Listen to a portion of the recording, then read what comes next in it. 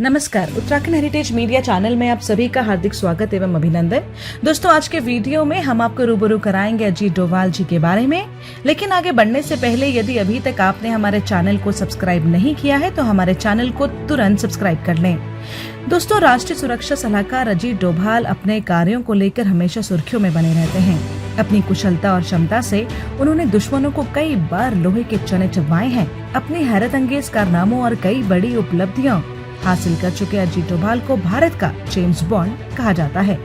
20 जनवरी 1945 में जन्मे अजीत डोभाल ने अपने करियर में कई ऊंचाइयां प्राप्त की हैं। चलिए जानते हैं उनके बारे में।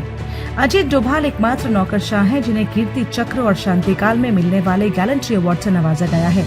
कई सिक्योरिटी कैंपेन का हिस्सा रह चुके हैं अजीत डोभाल। डोभाल अपने IPS अफसर की नियुक्ति के 4 साल बाद ही 1972 में इंटेलिजेंस ब्यूरो से जुड़ गए थे। अजीत डोभाल बने तो IPS अफसर थे, लेकिन उन्होंने अपने करियर में सिर्फ 7 साल पुलिस की वर्दी पहनी। वहीं अजीत डोभाल को जासूसी का करीब 37 साल का अनुभव है। 31 मई 2014 को उन्होंने देश की राष्ट्रीय सुरक्षा सलाहकार का पदभार संभाला।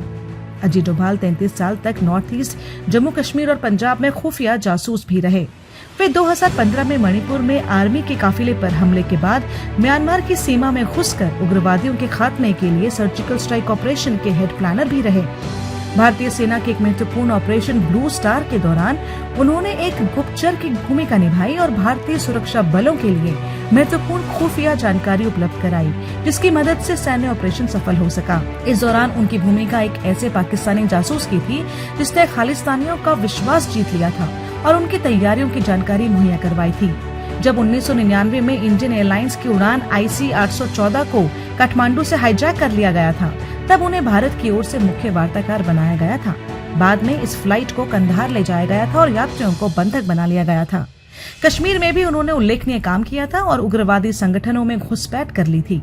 उन्होंने उग्रवादियों को ही शांति रक्षक बनाकर उग्रवाद की धारा को मोड़ दिया था।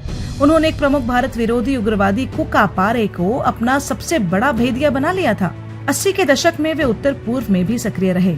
उस समय लालडेंगा के नेतृत्व में मिजो नेशनल फ्रंट ने हिंसा और अशांति फैला रखी थी, लेकिन तब डोभाल ने लालडेंगा के साथ में 6 कमांडरों का विश्वास जीत लिया था और इसका नतीजा ये हुआ कि लालडेंगा को मजबूरी में भारत सरकार के साथ शांति विराम का विकल्प अपनाना पड़ा था। डोभाल ने वर्ष 1991 में खालिस्तान लिबरेशन फ्रंट द्वारा अपहरण किए गए रोमानियाई राजनयिक लिवियो राडू को बचाने की सफल योजना बनाई थी। डोभाल ने पूर्वोत्तर भारत में सेना पर हुए हमले के बाद सर्जिकल स्ट्राइक की योजना बनाई और भारतीय सेना ने सीमा पार म्यांमार में कार्रवाई कर उग्रवादियों को मार गिराया। भारतीय सेना ने म्यांमार की सेना और NSCN खापलांग गुट के बागियों के सहयोग से ऑपरेशन चलाया, जिसमें करीब 30 उग्रवादी मारे गए। डोभाल ने पाकिस्तान और ब्रिटेन में राजनयिक जिम्मेदारियां भी संभाली और फिर करीब 1 दशक तक खुफिया ब्यूरो की ऑपरेशन शाखा को लीड किया। यदि आपको हमारा ये वीडियो अच्छा लगा तो इसे लाइक, कमेंट और शेयर जरूर करिएगा। धन्यवाद।